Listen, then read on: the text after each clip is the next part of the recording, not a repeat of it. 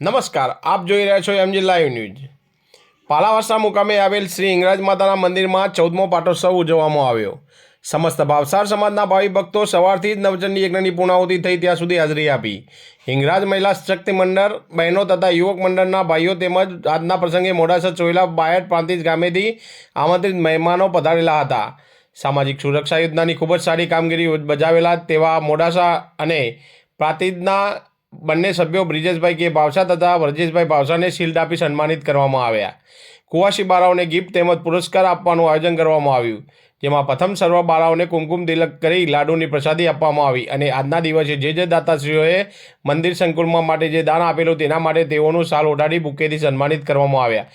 ત્યારબાદ આજના દિવસે દાનવી દાતાશ્રીઓ તરફથી બાળાઓને ગિફ્ટ તેમજ રોકડ પુરસ્કાર આપવામાં આવ્યું।